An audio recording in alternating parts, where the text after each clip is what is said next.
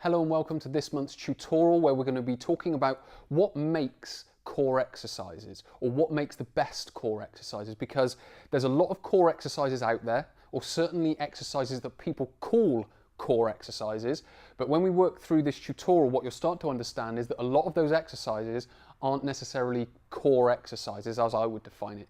They might be core muscle exercises which work on individual muscles, but they're not core exercises that work on multiple muscles and work towards the two main principles of not only core training but of movement itself.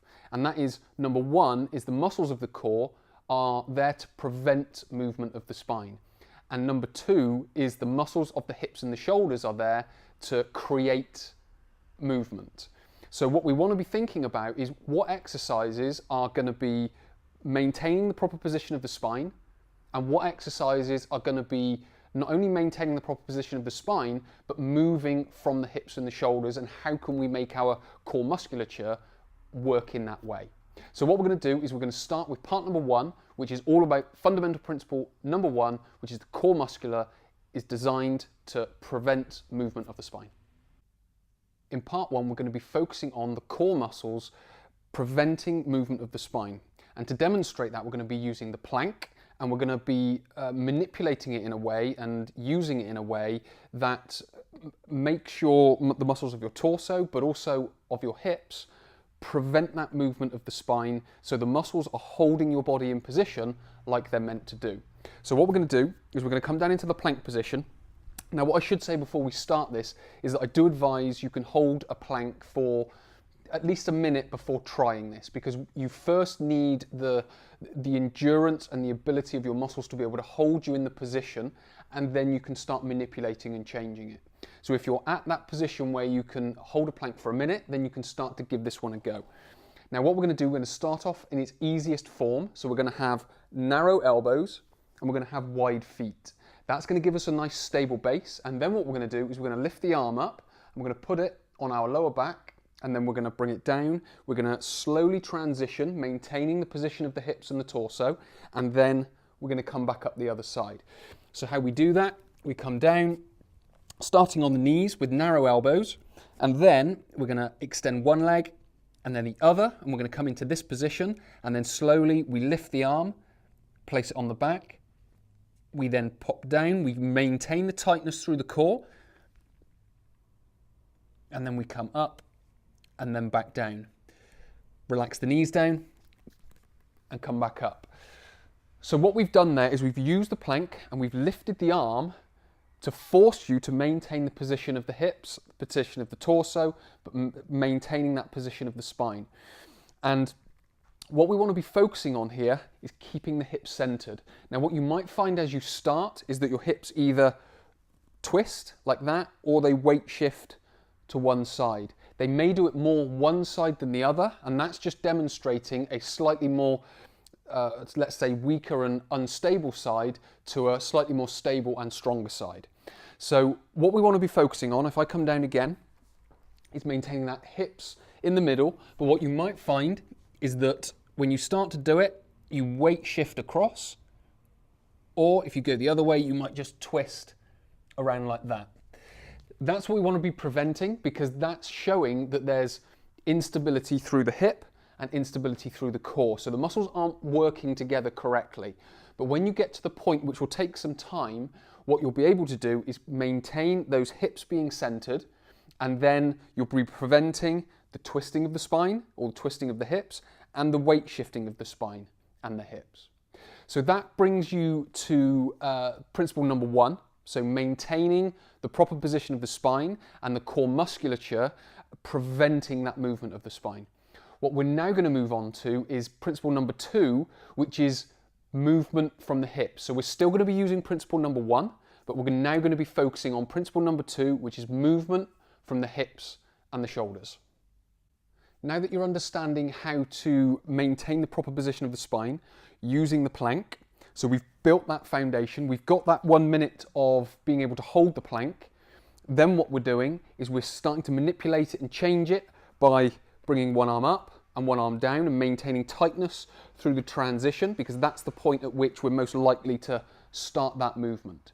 Now what we're going to do is we're going to take that a step further. We're going to come up onto our feet. It's going to be a touch more functional because we're going to be using a rotation, and we're going to be using principle number 1 alongside principle number 2, which is movement comes from the hips and the shoulders.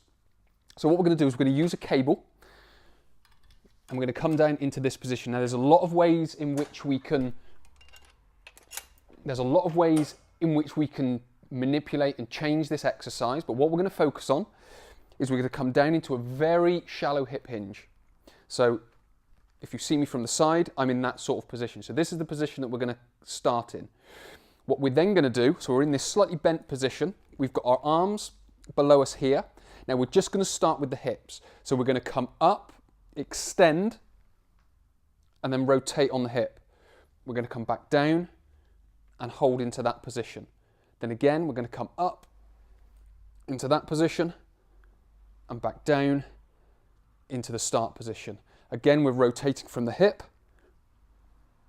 lifting from the shoulder, maintaining the proper position of the spine all the way through. So all the way through that movement, I was creating all the movement from that hip as I come through. If you ask any golf coach, any boxing coach, any tennis coach, where they're generating power, it's all from the hips. And that's what we want to start being able to do using our core exercises. So when we're going into any sort of throwing movement, rotating movement, hitting movement, whatever it might be, all of that comes from the hip. So we're coming into this position, slightly hinged at the hip, slight bend of the knee. We come up and through.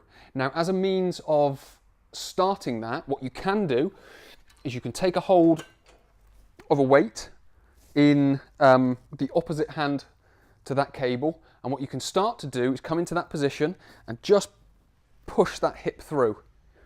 Come back down, push that hip through. Back down, push the hip through.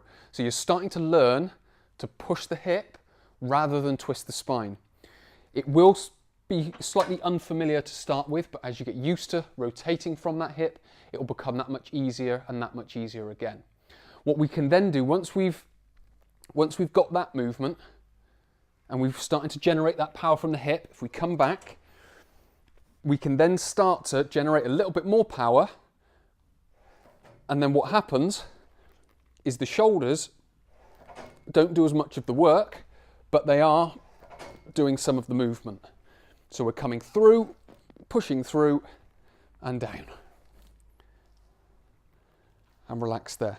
So that is how we implement the two most fundamental principles of movement, which is the muscles of the torso are there to prevent movement of the spine. The hips and the shoulders are there to create that movement. So whenever you're looking at exercises, whenever you're choosing exercises, this is something that you need to think about if you want your core to be improved, if you want good core strength, if you want good core stability. It's also applicable if you have lower back pain, because what you're doing is you're removing the stress and the movement and the tension from that lower back position onto the hips and onto the shoulders. So it's much more effective at reducing pressure on the spine. So it's, in some ways, it's kind of a double-edged sword in that it has benefits for fitness and performance if we're talking about core strength and stability, but it also has a rehabilitative effect on things like lower back pain and also improvements in posture like kyphosis, lordosis, and to some respects scoliosis as well. So hopefully this has been helpful. Hopefully it's given you a better idea of how you can start to select better core exercises so you can go into a gym or do it at home or whatever it might be, and you can start to improve the way that your core is strong but also stable as well. So many thanks for watching. My name is Chris from Christopher Hole Training. I will speak to you in next month's tutorial.